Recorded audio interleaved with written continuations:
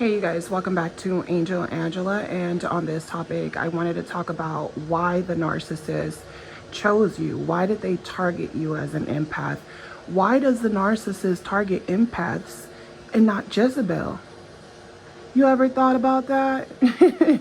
Why does the narcissist, look at them, look at them, look at them, all waiting by the gate for you.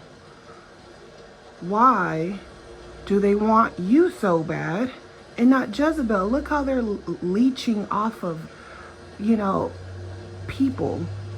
Look how they're targeting empaths that are self-aware.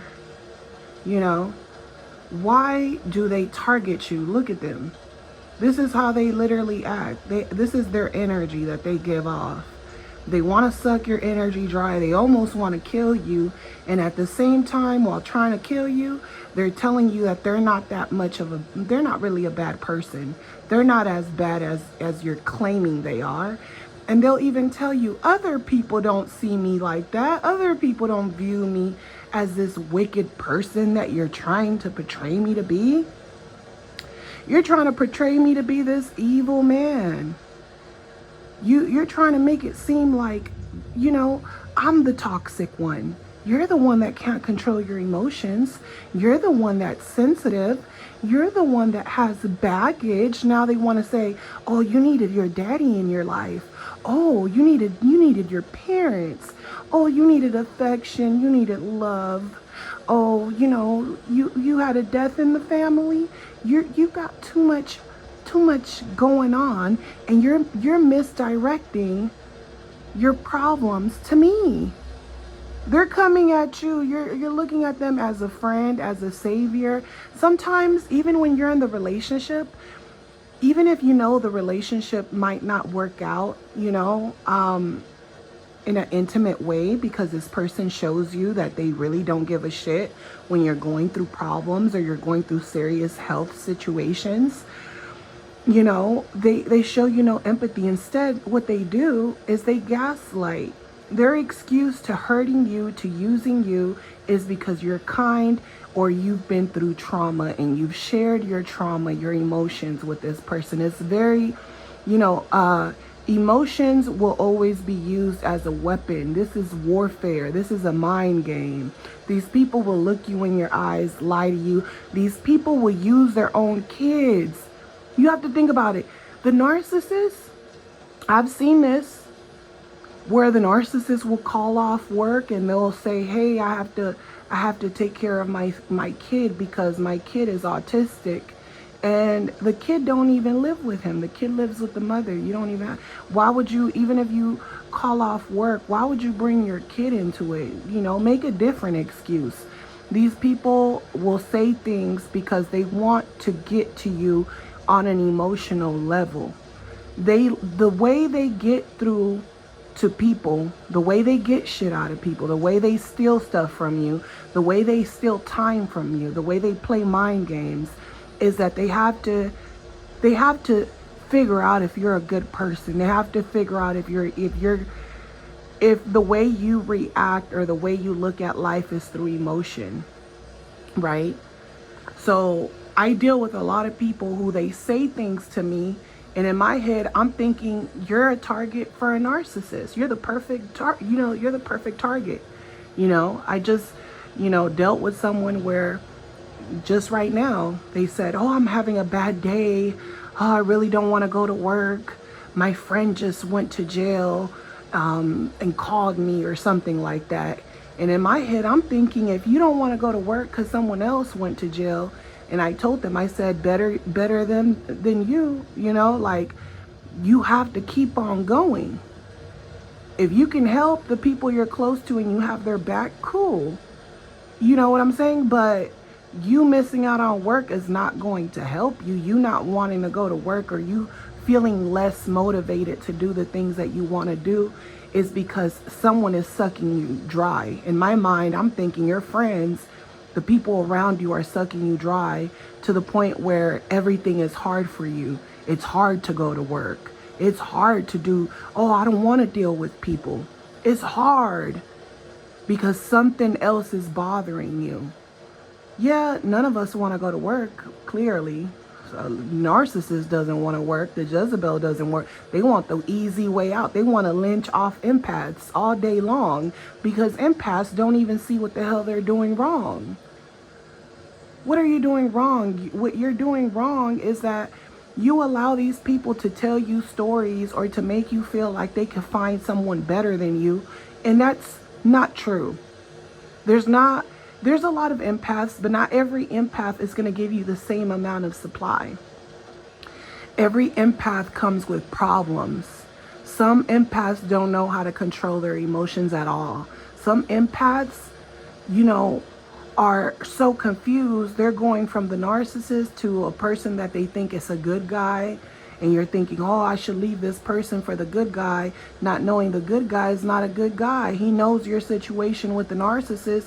Guess what? He feels like if you're still in a situation, or if you're still married, but you're separated, but you're not divorced, the narcissist feels like they can prey on you. They feel like you shouldn't be playing this game. It's a dangerous game, and you're walking out here trusting people just because they're buying you a couple drinks, taking you out to eat, to nice restaurants. They drive a nice car. They're giving you the image of a provider, and you're thinking you're going to get something from them. Don't you know that the narcissist is a greedy person? The narcissist is greedy. If they're having fun with you, if they take you out, it's not because they really want you to enjoy yourself, even though they target certain people because they know you haven't been treated that way in a long time. Maybe it's been years. Maybe you're a single parent. Maybe your kids are grown. They target you because they know you're actually gonna appreciate this shit. They're like, you're actually gonna appreciate this date. That's why I'm gonna take you. You're gonna appreciate it, and I want something in return. I'm not gonna push up on you too quick. I'm gonna make sure that every move you make it willingly, thinking it's your own move.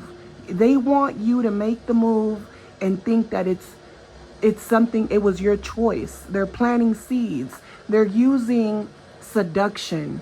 They're not telling you how they really feel. They could give a shit about your life. When you talk to them over the phone and they talk to you for hours, when they text you good morning messages, they could give a shit about your morning. And I'm being real with you. Narcissists don't have those type of emotions. And there's a lot of men and women out here, men especially. It's something about these narcissistic men. What is it, you might ask? They want sex. I've talked to young kids who are men, who are little boys and who are becoming young men. I've talked to young men who all they're thinking about is getting laid. All they're thinking about is kissing and getting laid. Think about a young, horny kid. Excuse my language, but think about a young, horny kid. He's not really thinking about relationships and having kids. Think about these kids that have sex at a young age and end up pregnant. These kids weren't ready for a baby. They're kids themselves. They're not thinking about your feelings. They want to sleep with you, but once they're in the relationship, because they're only concerned about having sex with you, and you're so in love with this guy, you're going so hard for him, and now you're pregnant, and now you're not even out of high school with the kid, and that person is long gone. That person pretends like they're gonna stick around because people are telling them to do the right thing, and then guess what? They disappear, and you never hear back from them again. And then when you hear back from them, it's because people, a lot of times when you might even hear back from them, it's because they need something from you. And other times it's because other people know that they have a child that they don't speak to or they don't take care of. And it's all about the image. They come back, they say, oh, I have a good job now, I have a career. I want to see my kid. This kid doesn't even know you. And now they act like they want respect as a parent, and they haven't been around for years. And some of them feel like, hey, I haven't been around for years. What's the point on even going back? And you just never hear back from them. They have multiple kids with different people. You never hear back from these people. You know, you grow up, you get older, and you're like, dang, I really went my whole life and my parent didn't give a damn. They never came back. They felt like, for what? It's not worth fighting for someone that I can't control. That's weird. So this is why it's very important to understand how the narcissist thinks. Why do they target the empath and not the Jezebel spirit? See, they love the Jezebel spirit. That's what they really want. But they also know that the Jezebel spirit is not going to appreciate the kind things that they do. So when the narcissist love bombs you, when they do nice things, they want to feel appreciated, even though they know they're conning you. Even though they know they're wasting your time, wasting your years, they're selling you dreams. They're not going to give you the fantasy life. They're not family men. You know, some of them might act like family men for the image. For the most part, when you're dealing with a typical narcissist, he's going to sell you dreams. And he's going to target you, and you're going to wonder, if I'm not their type, why did they target me? If they like the Jezebel spirit so much, why do they target me? Because you wear your heart on your sleeve. Because they can tell that you're nice. They can tell that you're naive to the people around you. They can tell that you don't know that every second that goes by, there's a narcissist doing something, up to something. That's why I don't go places. You know, I always know when I go somewhere, I know I already premeditate what I'm going to do for the day, how much time I'm going to be at a certain place. I already know when people start asking me questions, or, you know, you just know by their body language, their eye contact, you know, you just know what this person is up to. These people will come up to you. They'll say you're beautiful. They'll give you compliments because they know that's what's going to boost your ego as an empath, because that's what boosts their ego. They love compliments. And guess what? They target you because they know that the empath is going to give them more compliments. The empath is going to compliment them. The Jezebel is going to fight with them. The Jezebel is going to want to be in charge as well. The Jezebel isn't going to wear her heart on her sleeve. She's going to come back with slick remarks. You know, she's not going to, she's going to want she's going to want attention too. She's going to want compliments too. The narcissist is the type of person that will only give you compliments, only try to make you feel good to get you as a supply. And then guess what? When you're a supply, they're not really giving you as many compliments anymore. Now, when you look good, they don't even want to tell you look good. Now you almost have to beg them for a compliment, or you have to tell them, hey, do you like this? Do you like what I'm wearing? You almost have to beg them, you know, for a compliment. And they feel like giving you a compliment is giving you power. So this is why they'll target you and they won't target the Jezebel, because the Jezebel, one, she doesn't appreciate certain things. She feels like if you don't do it, another man will. She feels like it's other men that want to be with me. Well, what do you have to offer me? What are we going to do? She's going to want compliments. She's going to want praise. She's going to want to know that she can control you with sex. The narcissist chooses an empath because when it comes to sex, they want to be in charge. They want to be in control, you know?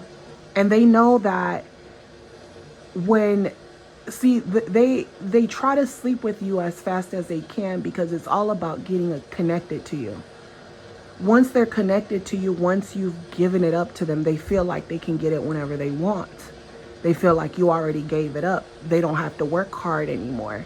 This is why they love bomb you in the beginning, and then if you start catching feelings, fall in love with this person, now guess what? You're just used as supply. You're supply. What do you think supply is? When people think about supply, you think to yourself, the narcissist, a lot of people say that the narcissist targets you for financial reasons and things like that. And you might feel like you never gave the narcissist money like that. But money is time is money. And guess what? The Jezebel, she's not wasting her time on the narcissist if he's going through situations where he's down more than when he's down more than being up. When he has more excuses for her, you know, because he has other supplies he's trying to get. The Jezebel already knows. You're not spending money on me. You're trying to get another supply. That's why they don't stick around. When they don't spend money on you, you have an intuition telling you, I think they want to, you know, they're not contributing to this relationship because they're looking for someone else. They'll give you the signs. They'll change their hairstyle. They'll change their cologne. They'll start acting weird on you. Start ignoring you. The Jezebel, they already know the Jezebel doesn't play like that. The Jezebel will just go and replace them. So guess what? They keep the empath around because you're good supply. You're good. You're not going nowhere. You're their supply. You're not going to sleep around on them. That's why they target you. You know, they target you because they know, hey, I pretend like I care about your problems. I pretend like I care. I pretend. And when shit is really going down and you can't help but to look at me and look up to me because I'm supposed to be your protector. I'm supposed to be the protector in this. I'm going to show you that I'm not a protector. I'm going to show you. And to them, that's telling you the truth, because when someone shows you who they are, believe them. When they're showing you who they are, the problem is you don't believe them. You want to keep holding on to the good times, the good parts of the relationship, even though it's starting to be, you know, evidently, it's starting to be to the point where you can see that you're actually having more bad times than good times, because there's something wrong here. There's something that is emotionally wrong. There's no emotional exchange. There's no passion. There's just sex. That's all it is. Someone to make them feel good, someone to hold them, someone to give them hugs and affection and make them feel like a king or a queen. But you're not getting that same type of behavior back. And when you get it back, it seems fake. It doesn't seem genuine, right? This is why the narcissist targets you. And I'm gonna let you in on a little secret, because most men are not gonna tell you the truth. They're not. The reason men tell me the truth is because they know that I'm one of those people that I can see everything. I can see everything. I can't be played with. I'm not judgmental. So I'll let men express themselves with me and tell me what is it that they actually want. So I come across men who tell me the real, the honest truth. But the thing is, they don't tell me the whole truth because they're narcissists. So they're only going to tell me so much and still keep other things to themselves. But I'm always going to see right between the lines, and I'm going to tell them what they really feel right between the lines, because they lie so much. It's hard telling the truth. They use, you know, the art of persuasion so much that they speak in parables, because they're a liar. They're a thief. They're a thief and a liar, and they're not going to change their ways for nobody. They feel like they're on this world by themselves. They feel like they don't want certain responsibilities. They don't want to invest in people. They don't want to invest in others. They don't want to be family men, some of them. And some of them feel like, you know, if they provide with you, it has to come with the price. They need to get compensated one way. And if they have to emotionally abuse people, emotionally abuse your family, your children, they feel like that's compensating from them being a provider. You get me? The narcissist, everything is an exchange to them. So even if they get married, even if they have children, they still need that exchange, meaning they need the golden child. They need everything to be done their way. They need to abuse. They need to take out their anger, their frustration, whatever they go through at work or anywhere else. They have to take it out on you, because to them it's like, if I'm providing, then I'm the head person in charge, and you guys are my slave, or you guys are my soldiers, you know? So everything has to be a transaction. But guess what? It's not just a transaction. If the narcissist could have everything for themselves without having to do transactional things, they will. If they can steal things If they can take from you, they could steal your time without having to give too much. Because even though narcissists are transactional, what you need to know about them is that if they could just not give you nothing, they would. If they could just not give you shit, they would. If they could just live off of you and not give you nothing, or get sex from you and not have to give you nothing, not have to pay for nothing, not have to pretend like they like you, they would. The narcissist's perfect supply is someone who likes intimacy as much as them, which this is why they're attracted to the Jezebel spirit. But the problem is the Jezebel spirit, she has the same high sex drive. The difference is that Jezebel knows that she can get a lot of stuff out of men. Maybe not the narcissist men. Sometimes it is the narcissist men, depending on the class of man that she's dealing with. This is why she knows who to target. She will be with a narcissist man, but he has to have something that offer her something, and he has to be okay with it.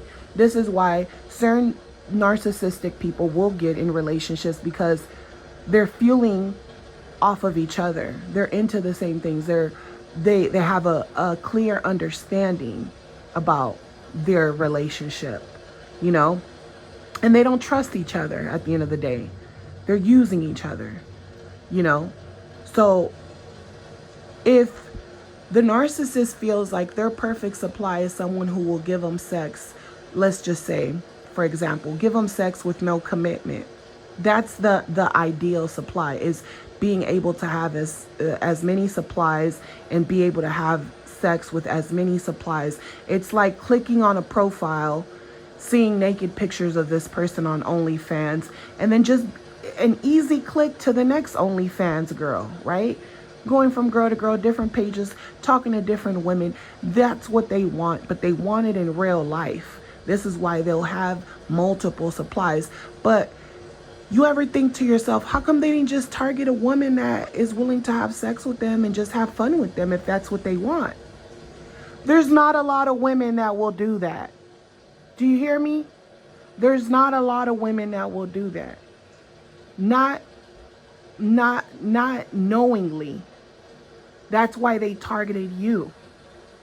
You know, if the narcissist's perfect supply is someone